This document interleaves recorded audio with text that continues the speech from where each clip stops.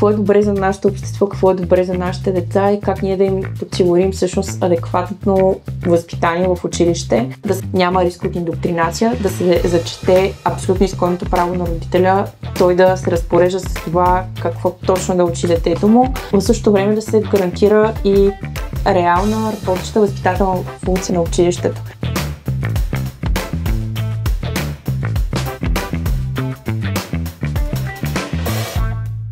На всички родители най-големи страх е по някакъв начин да не се навреди на детето и това е нещо нормално. Трябва да се замислим много сериозно на какво наистина учим децата ни. Здравейте, аз съм Цвети и съм съпруга и майка. И също така един най-обикновен човек. И правя това видео не защото съм с нещо по-специално, не защото съм някакъв експерт или защото имам да кажа нещо, кой знае какво. Просто защото вярвам в отговорността, която всеки един от нас носи. Вярвам в това, че темата за това дали трябва да се въведе религия в училище и дали въобще има място на този предмет в българското училище е тема, която касае всъщност цялото ни общество. И абсолютно всеки един човек има право да изкаже своето мнение. И аз в това число се включвам в тази дискусия и го правя в качеството ми на майка. Аз съм също така учител в най-различни училища, от държавни до частни и съм видяла страшно много. Смея да кажа, че на база на моите наблюдения виждам колко много децата всъщност се вълнуват от всякакви въпроси и понеже няма вакуумно пространство в детския ум и в детското любопитство, което е изключително силно, аз бих казала, че такива теми, които са толкова деликатни, като темите свързани с религия, с вярата, това са въпроси, които децата, изобщо всякакви деца си задават, независимо от това как родителите се определят. Дали се определят като атеисти, дали се определят като агностици, дали се определят като вярващи в съответна конфесия или просто някакси вярващи в нещо по-неопределено или определено, но извън рамките на някаква конкретна религия. Знам, че сега е доста модерно да си духовен, но не религиозен. Аз съм ясно, че когато се говори за въвеждането на общообразователен предмет със задължителен характер, както в случая се говори за въвеждането на предмета добродетели и религия, това нещо е много деликатно, защото по някакъв начин цялото ни общество трябва да се обедини. Аз обаче имам известни притеснения относно начина, по който се развива в момента дискусията по тази тема, изобщо в обществения ни дискурс. Имам усещането, че хората просто отказват да се разберат един друг, отказват да вникнат в дълбочина в аргументите на отсрещната страна и това прави целият обществен дебат някакси много повърхностен. Аз се чувствам длъжна да дам някакви аргументи, които да са просто аргументи, да са просто размисли. И не целя с това видео по никакъв начин да убеждавам някого в нещо, а просто искам да ги изложа по някакъв по-градивен и спокоен начин, защото виждам едно огромно напрежение, ни подигравателни колажи, неща, които на много ниско ниво извеждат абсолютно целият дебат, от което смятам, че абсолютно никой не печели нищо. И смятам, че това дори е вредно, защото не успяваме да си кажем наистина важните неща. Така че да започваме.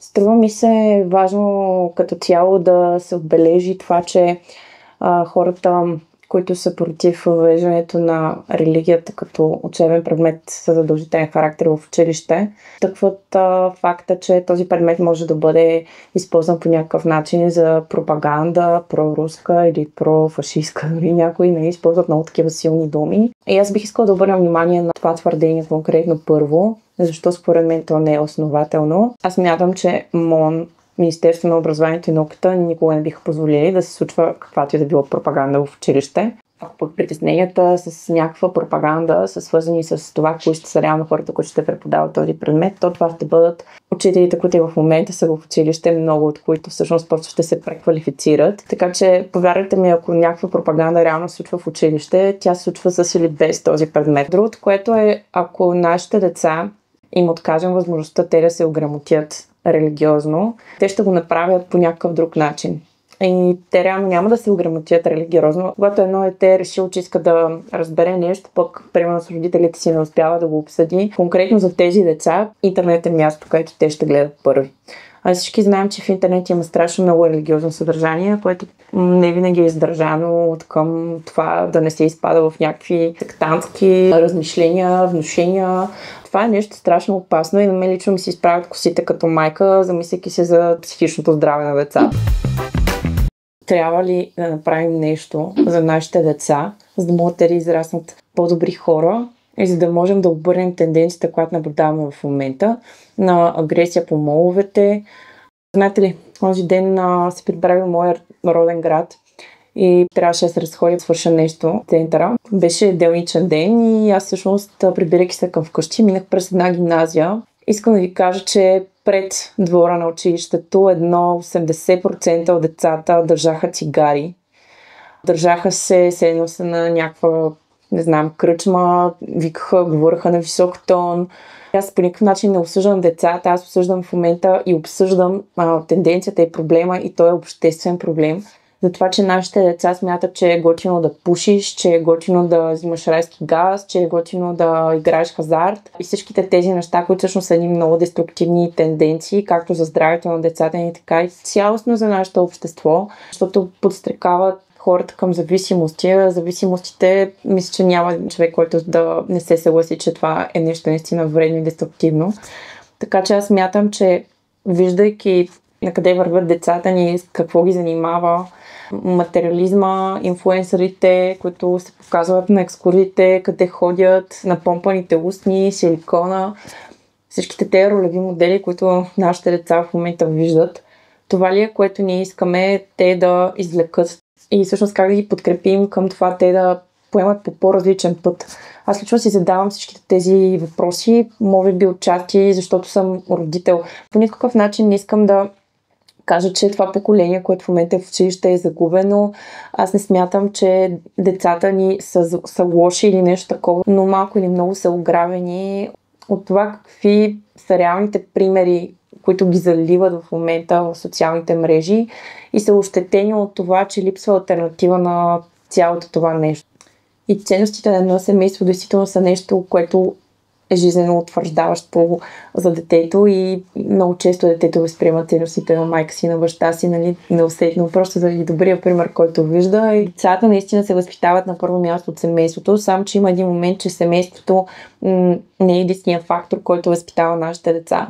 И затова се случва, може би, това, че много хора в един момент виждат някакво поведение на детето си, което те не разпознават за себе си и се чудят откъде всъщност то идва. Ами идва от цялостната атмосфера в нашето общество. Живеем в един плуралистичен свят, в който хората вярват най-различни неща и всички са много убедени в това, което вярват и всички са големи инфлуенсъри и са супер големи разбирачи, но всъщност нашите деца са абсолютно изгубени насред целият този плурализъм и хаос с неща.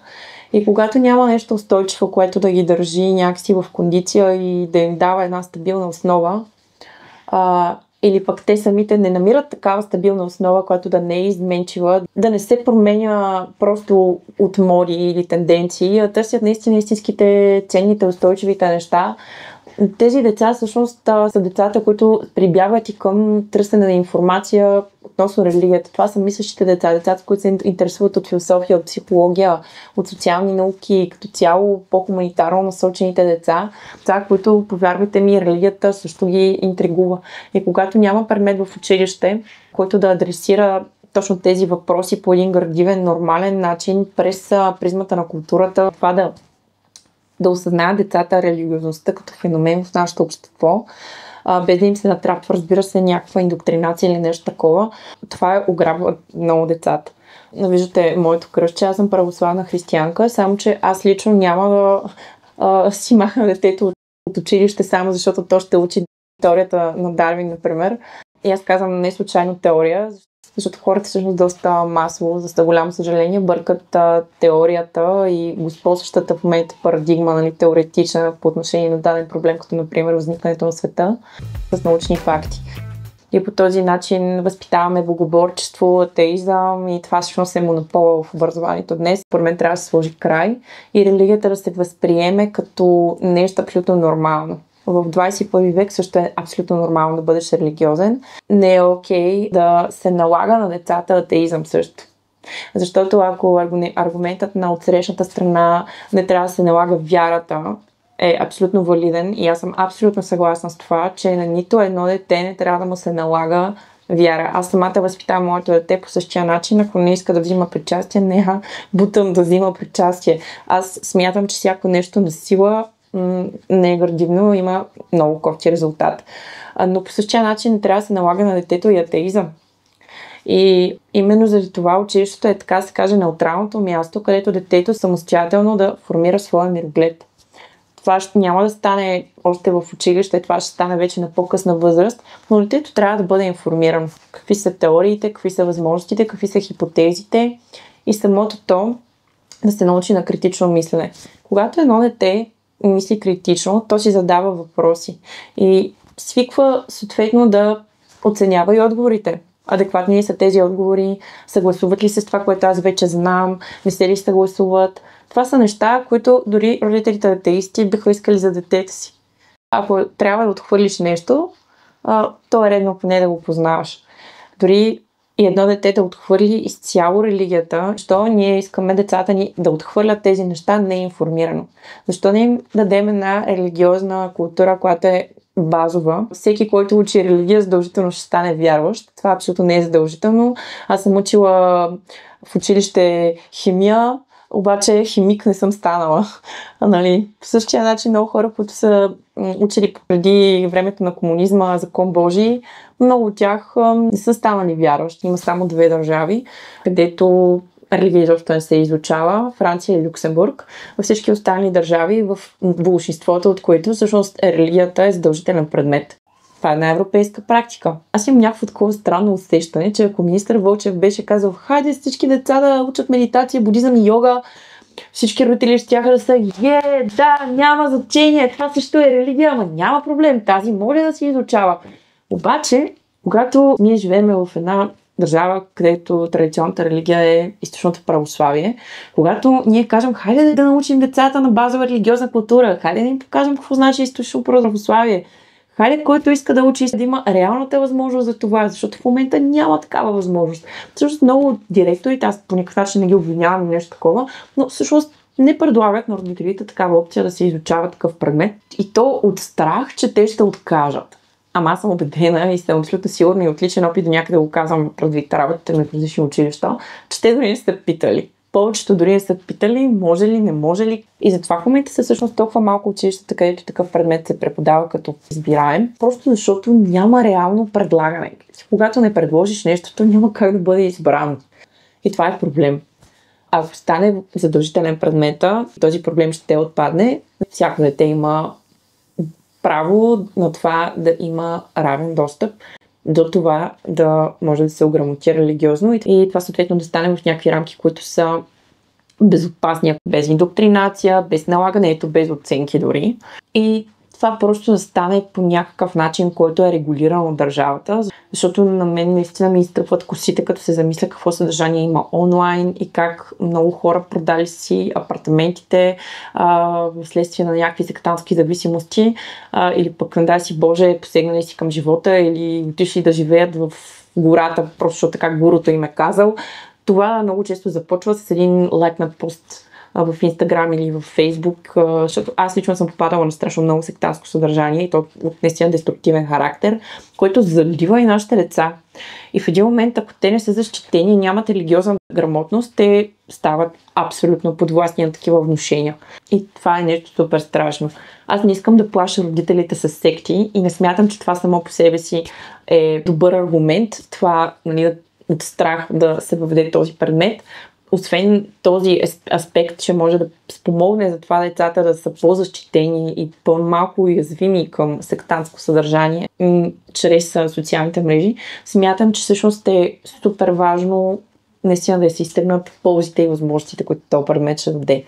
Искам да ви дам няколко кръстящи примера. Аз съм православна християнка и много хора около мен просто виждат ми кръстчето, знаят. Са ми честитяли Великден на Рождество Христово. Или пък някакви други неща, нали, са ми казвали, които просто говорят за ниска религиозна култура. Някои не знаят какво значи кръстния знак, нали, смисъл не знаем, че това символизира Светата Троица. Някакви неща, които са всъщност изключително базови.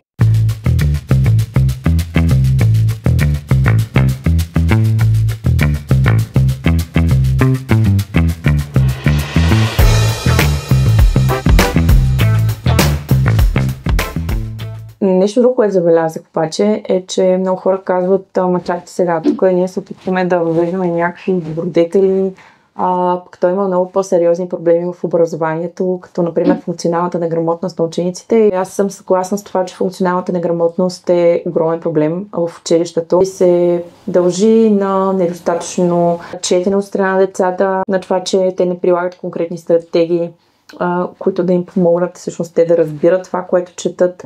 Ако в училище се държи само на предметното знание, но поведението на учениците е деструктивно, пречат на другите в часовете или пък отвръщат на учителите, или пък правят нещо друго, или пък съществува някакъв онлайн тормоз. Между другото, според мен, ако си говорим цялостно проблемите в училище, аз смятам, че онлайн тормоза е, може би, един от най-сериозните проблеми в училище. И според мен тази агресия се дължи най-вече на консуматорското мислене на нашето общество, стремежа само към себевъзвеличаване, към егоизъм, към материализъм, който се общо шири навсякъде. Ние го виждаме и в примерите на хората, нали, ролевите модели, тези деца.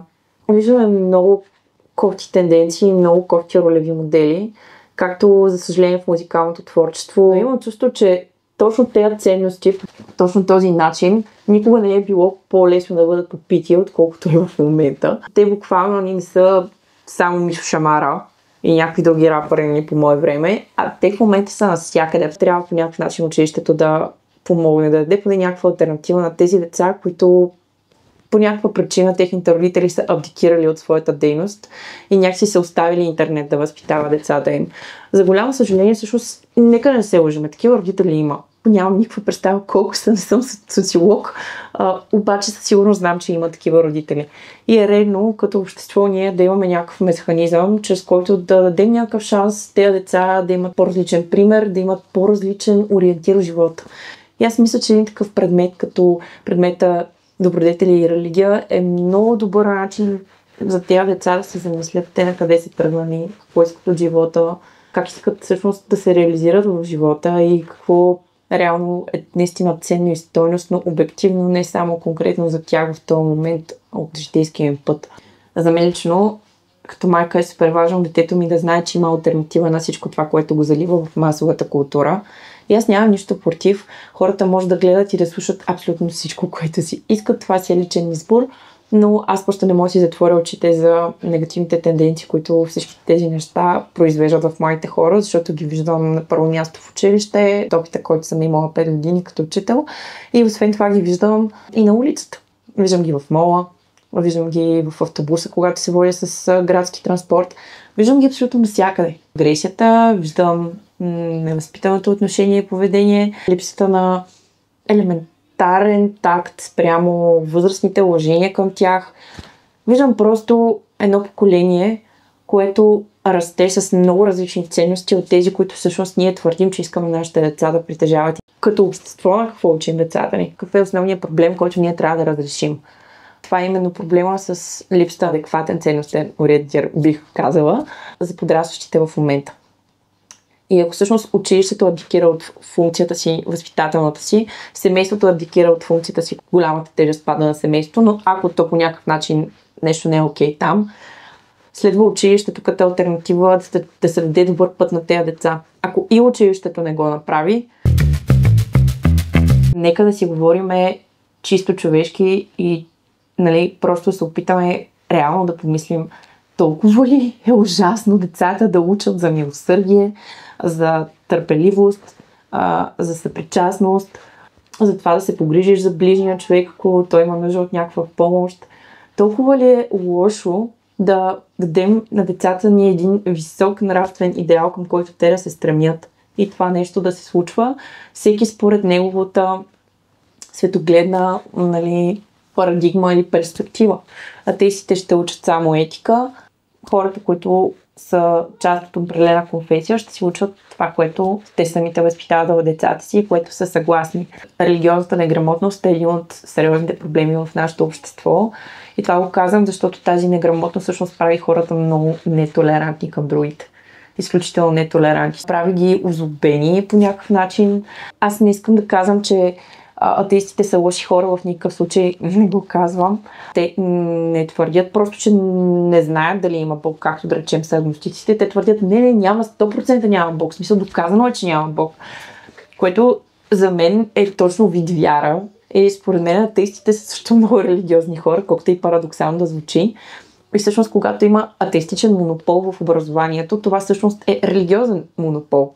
И това също не е окей. Аз като православен християнин искам моето дете да има достъп до най-различни опции и да може критично да избира между тях. Ако ние искаме децата ни да мислят критично, не трябва да ги правим като коне с капаци и не трябва да умишлено да скриваме информация от тях, която е част от реалността и е част от света. Като излезе едно дете атеистче на улицата, то ще мине през няколко храма само в София. Но това се случва във всеки един град. Детето ще види един храм, ще види някакви хора, които излизат от него, може би ще задава въпроси и е много важно какъв отговор ще получи това дете. Така ли иначе това е част от живота ни, част от битието ни, част от света. Защо ние да ограбваме децата от това да опознаят тази част от света, най-вече от чисто общата култура, дали от гледна точка на общата култура. Може си всяка. В смисъл това няма никакво отношение към това колко добър човек си и колко адекватно се държиш в обществото. Това наистина си е до човек.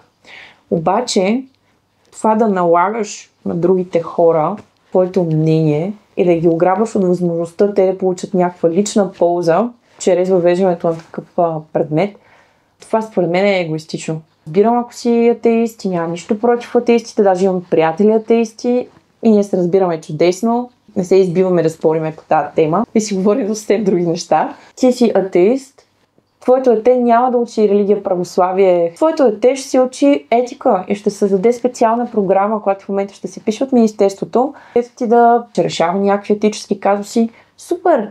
Какво те бърка дали другия човек ще има или ще няма възможност неговото дете да учи, да речем, християнство, православие? Поред мен нещата определено са излезли малко извън контрол, защото лично аз както виждам нещата, хората, които са против от изказванията, които съм чувала, без да генерализирам, защото може би не е съвсем за всички това конкретно и валидно, но повечето проблемът им не е просто с това, че не искат тяхното дете, примерно да учи религия, православие, че министър Вълчев и като цяло МОН, те са взели предвид това, че трябва да има неутрален предмет, който просто да учи на добродетелност, изолирана, разбира се, от по-широкия контекст на религията.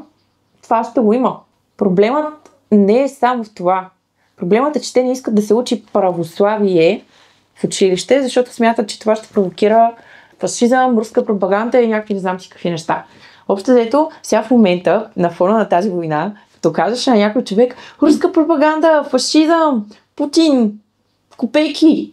Не става въпрос за руска пропаганда изобщо.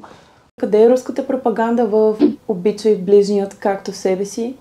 Православието е наднационално и то е много по-голямо от всичко, което си представяме, от всички разделения, които имаме помежду си в момента, на русофили и русофоби, на консерватори и на либерали, на про и анти всякакви политически партии. Православието го има вече около 2000 години, т.е. доста преди Русия да има като държава и включително България, разбира се. Малко хора знаят, че ние сме дали православието на Русия, а не те на нас. Църковно-славянският е старобългарски, а не руски език. Още един пример за това колко всъщност е важно нашето общество да бъде религиозно грамотно, защото с религиозно неграмотни хора дори този дебат е невъзможен, защото ти им казваш едно нещо, те въобще не те разбират. Да, никой не твърди, че училището е църква.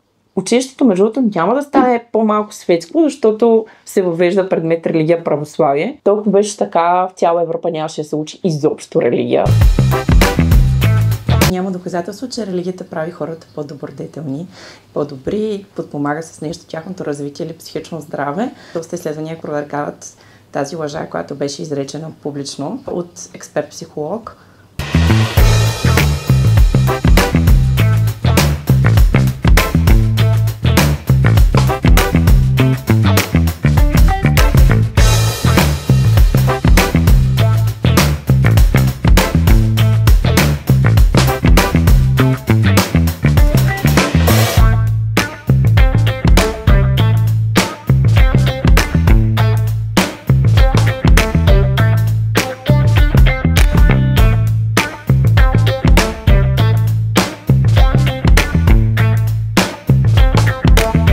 Да не се обиждаме на копейки, на какво беше там, фашисти. В момента ние реално не сме видяли финалната концепция на Министерството на образованието.